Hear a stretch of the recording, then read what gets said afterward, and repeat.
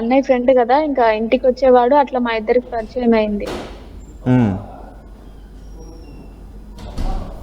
So మీ అన్నయ్య కృష్ణ ఇద్దరు ఏమన్నా బిజినెస్ చేస్తూ ఉండేవారా? ఏదైనా అట్లేం లేదు, నార్మల్ గా మాట్లాడుతూ ఉండేవారు. ఓకే. మొన్న పిలిచిన తర్వాత ఏమైంది? ఇప్పుడు కృష్ణ చనిపోవడం అత్యంత బాధాకరం. వెళ్ళాడు కదా, ఫోన్ వచ్చిందని వెళ్ళాడు కదా, ఆ తర్వాత ఏమైంది? 5 o'clockకి ఇంట్లో నుంచి బయటకు వెళ్ళిండు, నాకేం చెప్పలేదు. నార్మల్ గా నేను బయట ఉన్నాడేమో అనుకున్నా. సరే అని చెప్పి ఇంకా నేను ఎప్పుడు వెళ్తాడు కదా అని చెప్పి నేను అనుకున్నా. 8 o'clockకి నేను బయటకు వెళ్ళి చూస్తే ఏడలేదు. లేకపోయేసరికి ఇంకా 9 అవుతుంది. సర్లే వస్తాడులే అని చెప్పి నేను అనుకున్నా. ఇంకా 9 అవుతుంది, ఇంకా రావట్లేడు అని చెప్పేసి ఇంకా నార్మల్గా వెళ్తాడులే అని చెప్పేసి ఇంకా ఫ్రెండ్ తో కాల్ మాట్లాడుతుంటే బైర్ మహేష్ ఆయన ఫోన్ చేసిండు.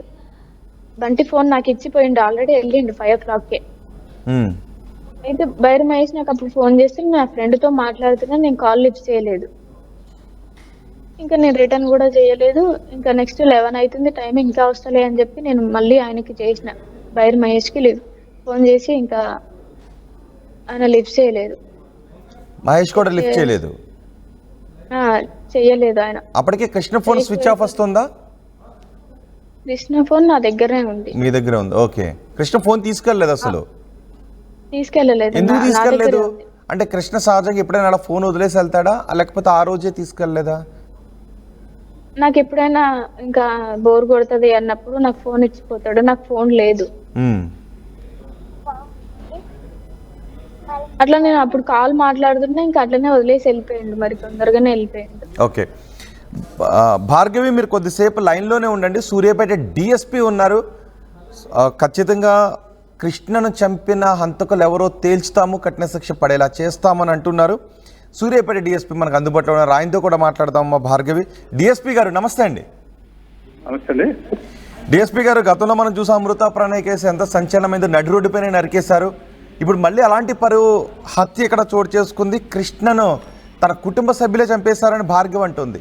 కృష్ణ హత్యకు కారణాలు ఏంటి అని ఇప్పటి వరకు మీకు తెలుస్తోందండి? అవునండి, వీళ్ళు 6 months బ్యాక్ లో మ్యారేజ్ చేసుకున్నారు, కులాంతర వివాహం చేసుకున్నారు. తర్వాత సపరేట్ ఉంటున్నారు. కులాంతర వివాహమే కారణమై ఉండొచ్చు.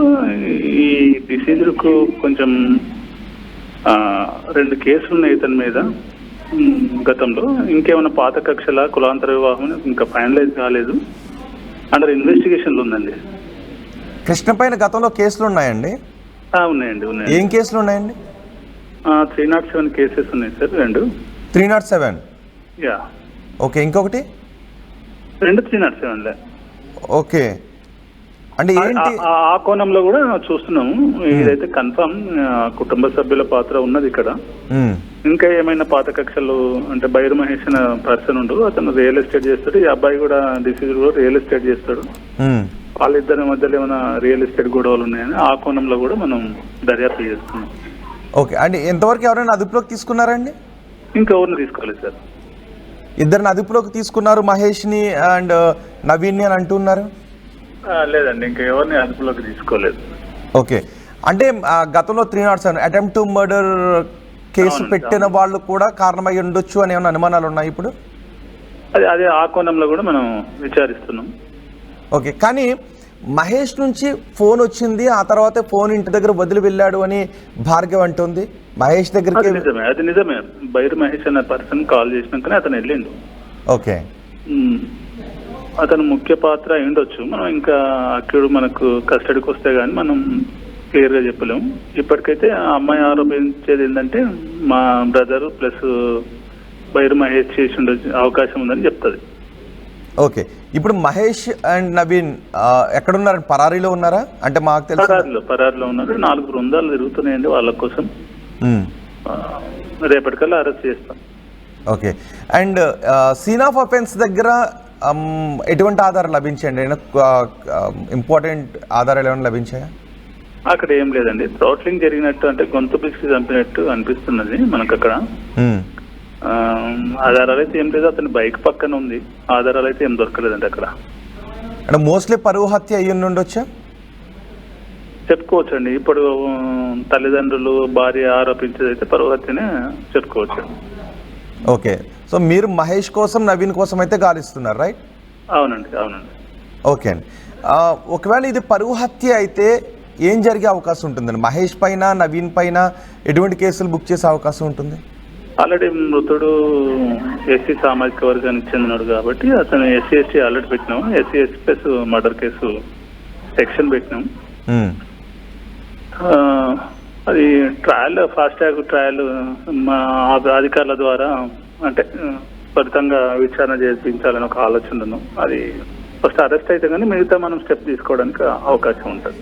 ఓకే, అంటే ఇప్పుడు ఇమీడియట్గా కేవలం మహేష్ అండ్ నవీన్ కోసం మాత్రమే గాలిస్తున్నారా, లేదా 307 కేసులు ఫైల్ అయ్యారు కదా, దానికి సంబంధం ఉన్న వ్యక్తుల కోసం కూడా గాలిస్తున్నారా? ఎవరిని అరెస్ట్ చేసే ఆ కోణంలో విచారిస్తున్నాం అండి, వాళ్ళ కోసం ఆ కోణంలో విచారిస్తున్నాం.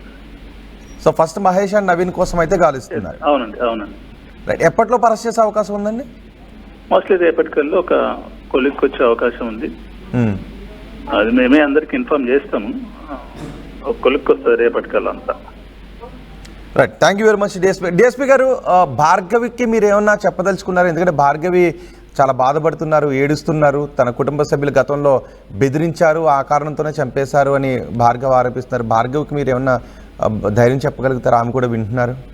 తప్పకుండా భార్గవికి తప్పకుండా మనం భరోసా ఇవ్వగలుగుతాం. పోలీస్ నుంచి ఎలాంటి మనం హెల్ప్ ఉన్నా మా అధికారుల ద్వారా మా ద్వారా తప్పకుండా దొరుకుతుంది.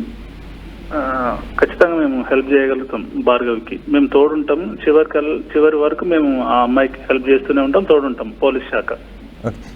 డిఎస్పీ గారు, భార్గవి వాళ్ళ నుంచి, భార్గవి అండ్ కృష్ణ నుంచి తన కుటుంబ సభ్యుల వల్ల ప్రాణహాని ఉందని ఎప్పుడైనా ఫిర్యాదులు వచ్చాయండి, కంప్లైంట్స్ వచ్చాయి? లేదండి, కృష్ణ కానీ భార్గవి కానీ ఎప్పుడు మనం కంప్లైంట్ చేయలేదు. అప్పుడు మిస్సింగ్ కేసు తర్వాత అంటే ఈ అమ్మాయి ఆ అబ్బాయితో పోయినప్పుడు వీళ్ళ father, Bhargavi father Saidulu complaint ఇచ్చాడు. అప్పుడు ఉమెన్ మిస్సింగ్ అయింది, అంటే ఆగస్టులో అయింది.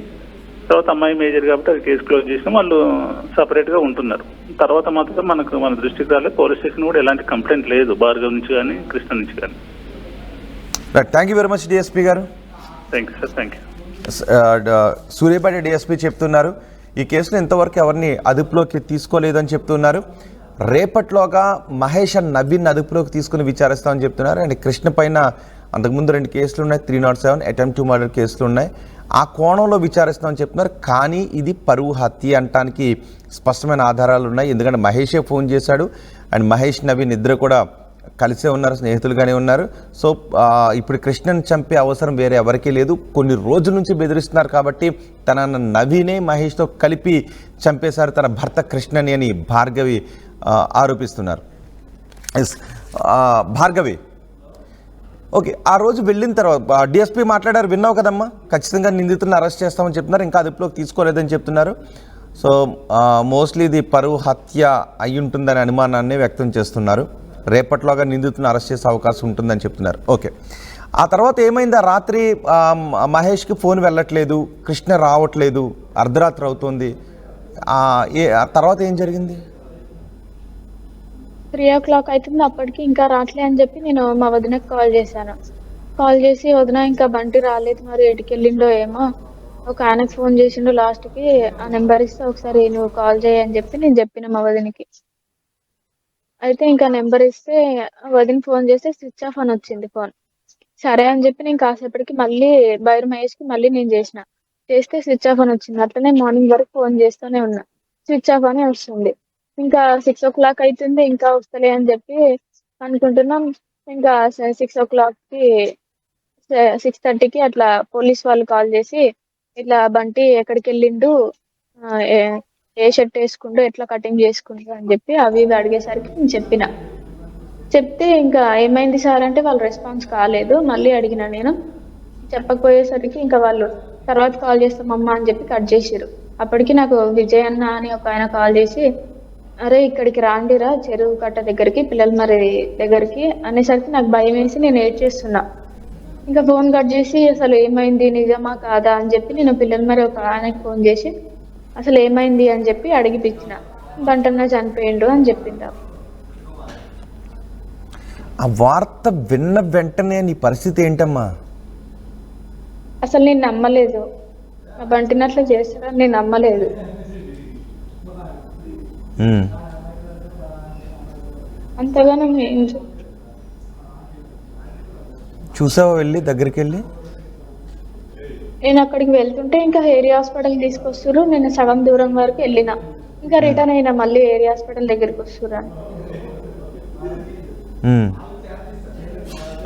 సో అంత ప్రేమించి పెళ్లి చేసుకున్న మనిషిని పిలిచి చంపేశారు. రాత్రి వరకు నీతో కలుసున్న వ్యక్తి తెల్లారేసరికి లేడు అని తెలిసిన తర్వాత ఏంటి నీ పరిస్థితి ఏంటి? ఏమనిపించింది నీకు? ఇంకా అసలు నేను నమ్మలేను సార్. వస్తాడనే అనుకున్నా, 2 వరకు ఖచ్చితంగా ఇంటికి వస్తాడు.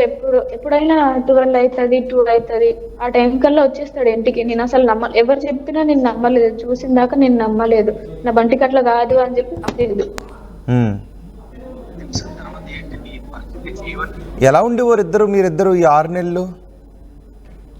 మేము చాలా మంచిగా ఉండేవాళ్ళం. అసలు మా మధ్యలో వాళ్ళు వచ్చి ఇట్లా మమ్మల్ని చేసారు. మేము అసలు వాళ్ళ జోలికి వెళ్ళాము, ఏం చేయలేము. వాళ్ళని 1 రూపాయి అడగలేదు, వాళ్ళ కట్నం అడగలేదు, ఏం అడగలేదు. మేము మా అంతటా మేము ఉంటున్నాము.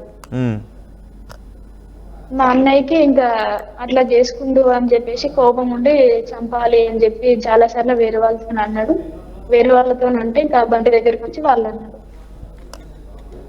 మరి ఇలా చంపుతామని బెదిరిస్తున్నారు కదా, మీరు పోలీస్ స్టేషన్లో కంప్లైంట్ చేయటం కానీ లేదంటే ఇతర పెద్దల దగ్గర వెళ్ళి అడిగించడం కానీ ఇవేం చేయలేదా? ఏం చేయలేదు. పోలీస్ స్టేషన్లో కంప్లైంట్ చేసి ఉండాల్సింది కదా. అప్పుడు ఇంకా కోపంలో ఉంటారు కదా, అట్లనే మాట్లాడతారు, అంత సీరియస్ తీసుకోరని చెప్పి మేము అనుకున్నాం. అంటే కొన్ని రోజులు అయితే కోపం పోతుందేమో అనుకున్నాం. సో ఇలా చంపేస్తాడు అని అయితే నువ్వు అనుకోలేదు? నేను అసలు ఎక్స్పెక్ట్ చేయలేదు ఇట్లా చేస్తాడని. అసలు ఏం చేస్తాడు మీ అన్న? ఏం చేస్తాడు? తన యాక్టివిటీ ఏంటి? చిన్నప్పటి నుంచి నీతో ఎలా ఉండేవాడు? గొడవలు పట్టడం లేదంటే ఒక నేర ప్రవృత్తి కలిగి ఉండేవాడా నవీన్? భార్గవి ఫోన్ కట్ అయినట్టుంది. ఒకసారి మళ్ళీ భార్గవితో